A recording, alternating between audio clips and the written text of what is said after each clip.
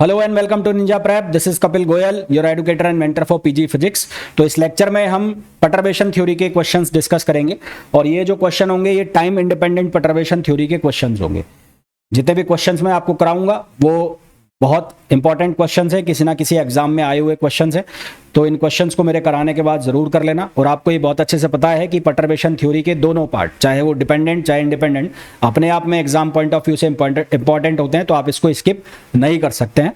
तो अच्छे से इसको कर लेना। और लेक्चर को मैं कंटिन्यू करूं उसके पहले आप लोगों से रिक्वेस्ट रहेगी, प्लीज वीडियो को लाइक जरूर कर दें और चैनल को सब्सक्राइब नहीं किया है तो चैनल को सब्सक्राइब जरूर कर दें। तो चलिए स्टार्ट करते हैं।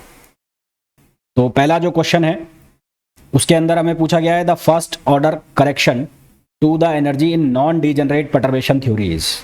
नॉन डीजेनरेट परटर्बेशन थ्योरी के अंदर फर्स्ट ऑर्डर एनर्जी करेक्शन कैसे लिखते हैं। तो सबसे पहले तो आपको ये पता होना चाहिए कि for a perturbation, for a perturbation, spelling में सही लिखा, परटर्बेशन ये यू लिखा हुआ है ना, फॉर अ परटर्बेशन। आपको ये पता है कि जो करेक्शन हम करते हैं हैमिल्टोनियन में वो किसके बराबर होता है, H not plus lambda H prime, lambda H prime. First order energy correction लिखना है तो फर्स्ट ऑर्डर के एनर्जी करेक्शन को हम कैसे लिखते हैं, याद रखने पड़ेंगे आपको। तो first order energy correction, first order energy correction. अब वेव फंक्शन की वैल्यू अलग बनेगी, एनर्जी करेक्शन की वैल्यू अलग बनेगी। तो फर्स्ट ऑर्डर एनर्जी करेक्शन, तो फर्स्ट ऑर्डर एनर्जी करेक्शन का जो फॉर्मूला कह लो या स्टेटमेंट हम कह लो वो ऐसे बनता है, ई एन, यहाँ पर इसके सुपरस्क्रिप्ट में लग गया 1 और ये इसकी मीन वैल्यू, ये आ गया एन नॉट, नॉट का मतलब है फर्स्ट ऑर्डर, यहाँ पर आ गया एच प्राइम और यहाँ पर क्या आ गया एन नॉट, यहाँ पर क्या आ गया एन नॉट। तो ये क्या हो गया, ये हो गया फर्स्ट ऑर्डर एनर्जी करेक्शन। तो ये क्या हो गया, फर्स्ट ऑर्डर एनर्जी करेक्शन, जो कि कौन सा ऑप्शन हो गया, बी ऑप्शन हो गया। अगर आपको लग रहा है ये ए ऑप्शन है, यहाँ पर फर्स्ट लगा हुआ है, तो ये ए जो लिखा हुआ है ए वाला ऑप्शन, ये होता है second order energy correction.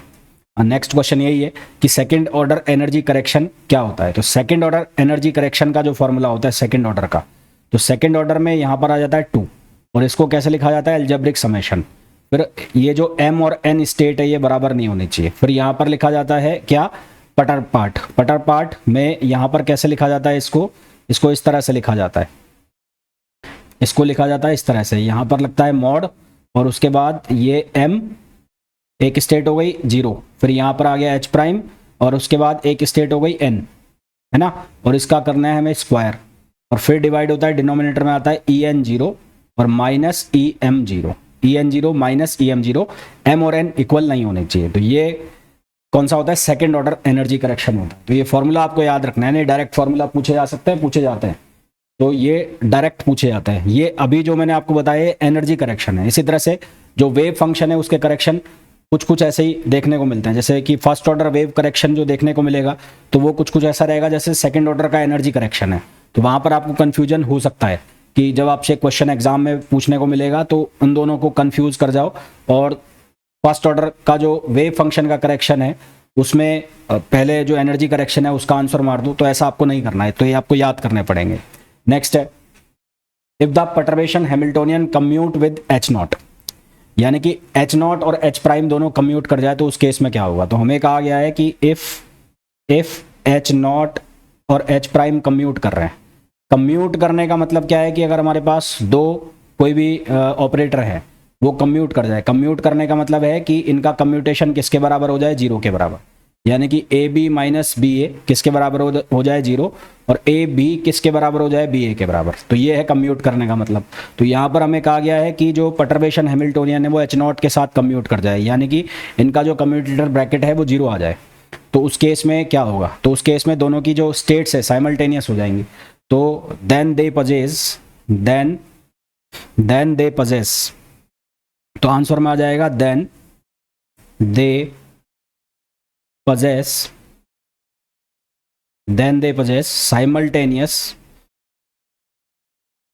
simultaneous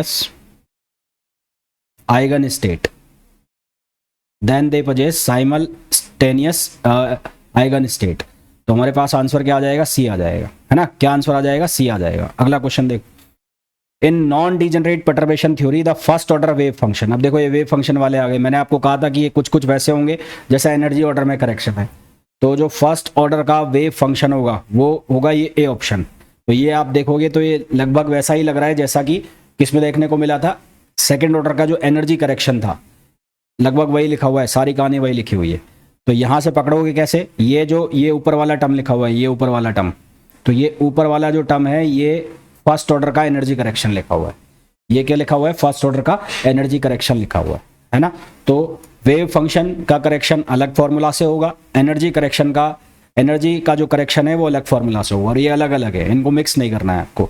अगला क्वेश्चन देखो, perturbation theory is valid when, perturbation theory valid कब रहती है। तो दो पार्ट होते हैं, एक होता है परटर्ब पार्ट और एक होता है अनपरटर्ब पार्ट।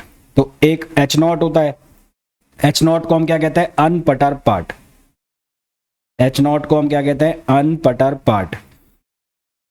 और एक होता है हमारे पास एच प्राइम, एच प्राइम को हम क्या कहते हैं, परटर्ब पार्ट, एच प्राइम को हम क्या कहते हैं, परटर्ब पार्ट कहते हैं। तो परटर्बेशन थ्योरी में ये अज्यूम किया जाता है कि जो एच प्राइम है उसकी वैल्यू बहुत कम होती है, किसके कंपैरिजन में, एच नॉट के कंपैरिजन में। तो परटर्बेशन थ्योरी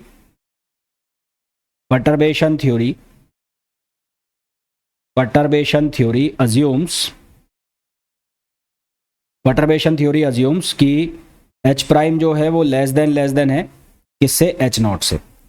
तो आंसर हमारे पास कौन सा आ जाएगा, perturbation is small compare to unperturb Hamiltonian, इसके कंपैरिजन में वो क्या है, स्मॉल है। नेक्स्ट क्वेश्चन देखो, for the ground state of harmonic oscillator with perturbation H prime is equals to lambda x, the first order correction to energies. तो first order का जो करेक्शन है, फर्स्ट ऑर्डर करेक्शन, तो first order correction को हम कैसे लिखेंगे, ground state से। तो फर्स्ट ऑर्डर मतलब ये ग्राउंड स्टेट आ गया, जीरो रखना है यहाँ पर, तो ये एन की वैल्यू हो गई जीरो और ये first order.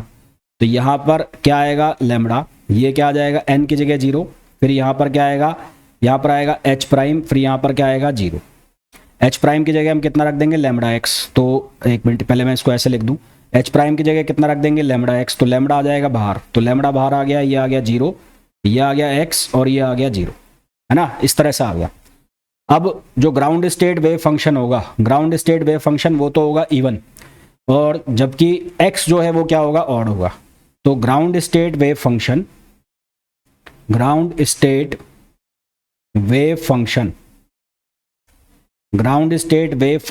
Is even while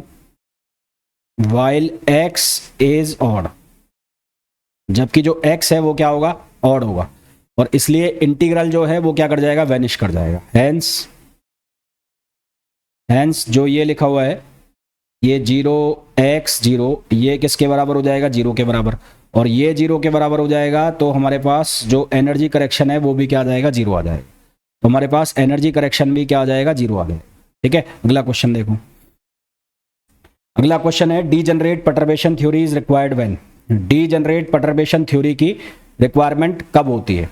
तो डीजनरेसी का मतलब है कि दो स्टेट्स की एनर्जी सेम हो, है ना। तो डीजनरेसी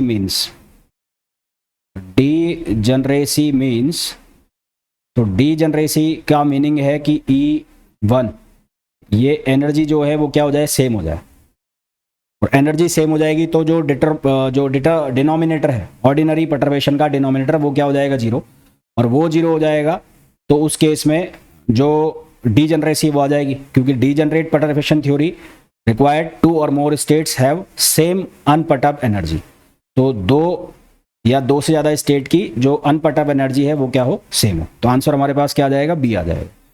अगला है, the Stark effect in hydrogen atom is an example of, hydrogen atom के साथ क्या होता है कि उसमें डीजनरेसी होती है एनर्जी लेवल्स में, और यदि उसको एक्सटर्नल इलेक्ट्रिक फील्ड में रख दिया जाए तो उसकी जो डीजनरेसी है वो रिमूव हो जाती है, उसकी डीजनरेसी रिमूव हो जाती है। तो इसके लिए वो किसका यूज करती है, डीजनरेट परटर्बेशन थ्योरी का यूज करती है ना, किसका यूज करती है, डीजनरेट परटर्बेशन थ्योरी का। तो hydrogen has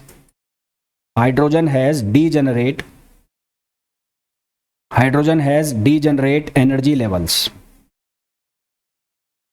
hydrogen has degenerate energy levels and under in external electric field, in external electric field in external electric field, ये जो डीजनरेसी है क्या हो जाती है, रिमूव हो जाती है. This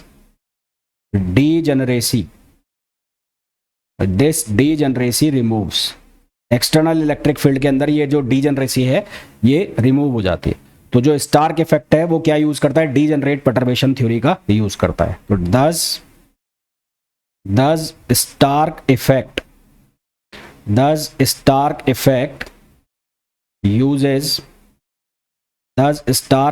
uses degenerate perturbation theory. Degenerate perturbation theory. तो स्टार्क इफेक्ट किसका यूज करता है, डीजनरेट परटर्बेशन थ्योरी का यूज करता है. तो हमारे पास ऑप्शन कौन सा आ जाएगा, ए आ जाएगा. Next, the perturbation parameter lambda is introduce to. Lambda का जो है वो क्यों यूज किया जाता है. लैम्बडा जो है वो क्या काम करता है, वो ट्रैक करता है ऑर्डर ऑफ अप्रोक्सीमेशन, है ना. हम ये लिखते हैं we write H is equals to H not plus lambda H prime. तो लैम्बडा जो है वो आइडेंटिफाई करने में हेल्प करता है first order second order terms को, है ना. तो lambda is helpful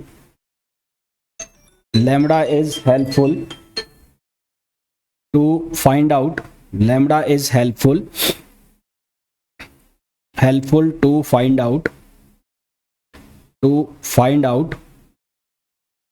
first order second order terms, and finally lambda becomes to 1. तो ये क्या काम कर रहा है, ट्रैक ऑर्डर ऑफ अप्रोक्सीमेशन. तो ये ऑर्डर ऑफ अप्रोक्सीमेशन जो है उनको आइडेंटिफाई करने का काम कर रहा है. अगला क्वेश्चन देखो. अगला क्वेश्चन है the first order correction to energy for an odd perturbation is an even state is. First order correction to energy. तो फर्स्ट ऑर्डर करेक्शन के लिए हमारे पास फॉर्मूला ये हो गया एन, ये हो गया एच प्राइम, ये हो गया एन. फिर हमें बोला है for an odd perturbation in an even state. Even state का मतलब है यदि वेव फंक्शन हमें इवन दिया हुआ है और जो परटर्बेशन है वो क्या है, ऑड है. तो गिवन है कि वेव फंक्शन, यहां पर हमें गिवन है wave function is even and perturbation is odd, और जो perturbation है वो क्या है, odd है. वेव फंक्शन इवन है और perturbation क्या है, odd है.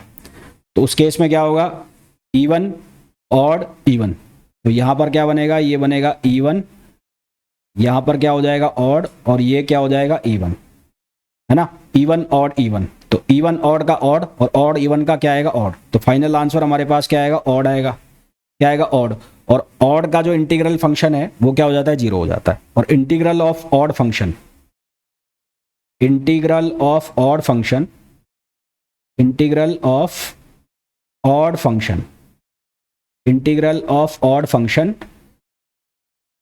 Is zero. तो इंटीग्रल जो हो जाएगा ऑड फंक्शन का वो क्या हो जाएगा, जीरो. तो हमारे पास आंसर क्या आ जाएगा, सी आ जाएगा.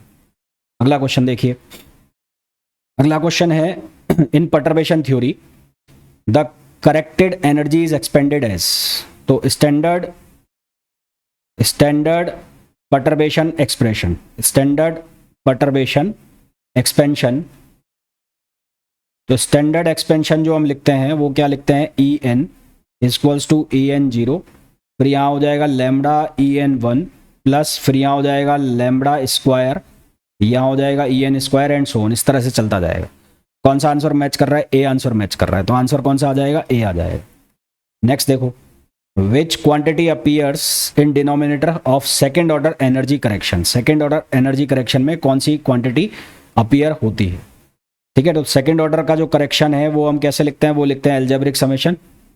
यहाँ m is not equals to n, यहाँ आ जाएगा h प्राइम एम एन, ये स्क्वायर, और यहाँ क्या बनेगा, यहाँ बनेगा E naught E n zero minus E m zero, ये बनेगा. तो हमें ये पूछा है जो डिनोमिनेटर है ये किसको बता रहा है. तो डिनोमिनेटर बता रहा है डिफरेंस ऑफ अनपर्टर्ब्ड एनर्जी, है ना.